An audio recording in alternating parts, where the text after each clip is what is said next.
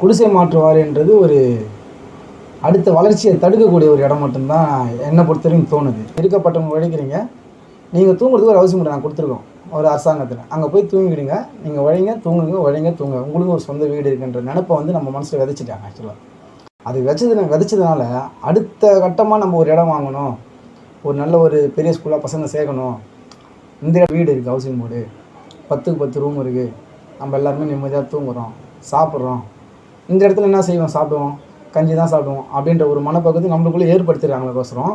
Room தேட்டரோட இருக்கணும், பசங்களுக்கு வந்து தனி ரூம் இருக்கணும்.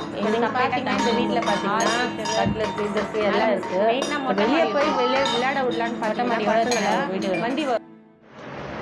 என் பேர் கோமதி, எனக்கு 50 வயசு ஆகுது. நான் எதுவுமே படிக்கல, இதே இடத்துல பிறந்து இதே இடத்துல தான் வளர்ந்துருக்கோம். நாங்கள் இடம் ரொம்ப சின்னதாக இருக்கிறதுனால ஒரு 2 பேர் தான் இதில் இது பண்ண முடியும், வீடு இருக்க முடியும். இப்போ 2 பசங்க ஆகிடுச்சுன்னா இடம்லாம் பத்தாது. இதில் இது சின்ன சின்ன பசங்க இருந்தால் யூஸ் ஆகும், பெரிய பெரிய பசங்களாக இருந்தால் கஷ்டம்தான். இது வச்சுட்டு வெளியவும் போக முடியாது, வீட்டுக்குள்ளேயும் இருக்க முடியாது. ஒரு 2 பேர் எக்ஸ்ட்ரா யாராவது வந்தாலும் உட்கார முடியாது, செய்ய முடியாது. இப்போ பொம்பளை பசங்க வச்சுக்கின்னு ரொம்ப கஷ்டம்தான். ஒரு பசங்க வந்தோடனே ஒரு பசங்க துணி மாற்றுறது, இதெல்லாம் கொஞ்சம் மாற்றினா நல்லாயிருக்கும்.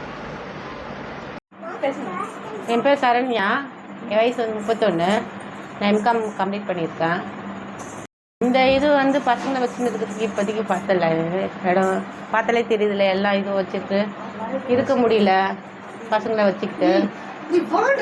வெளியே போய் விளையாடலான்னு பார்த்தாலும் வெளியே அந்த ட்ரைனேஜ் இருக்குது, அந்த ட்ரைனேஜ்லாம் வந்து இந்த ரோடு வரைக்கும் வருது. இந்த ரோட்டில் பார்த்திங்கன்னா இவ்வளோ ஸ்பீடாக வண்டி வரும்னு எல்லாருக்குமே தெரியும். அதனால் பசங்களை வெளியே விட்டு சேஃபும் கிடையாது.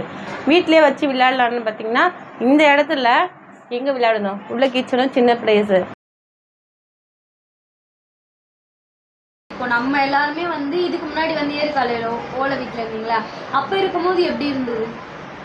அப்போ வந்து கொஞ்சம் பரவாயில்ல, ஓலை வீடாக இருந்தால் கூட அப்போல்லாம் கொஞ்சம் இதுவாக இருந்தது. இடம் ஃப்ரீயாக இருக்கும், அங்கெல்லாம் வந்து ஃப்ரீயாக இருக்கும், யாரும் எதுவும் இது பண்ண மாட்டாங்க. இப்போ வந்து அங்கேருந்து பார்த்தே ஃப்ரீயாக இருக்கிறவங்களை எடுத்துகிட்டு வந்து இந்த பாக்ஸ் ரூமில் போட்டு அடைச்சிட்டாங்க, அவ்வளோதான்.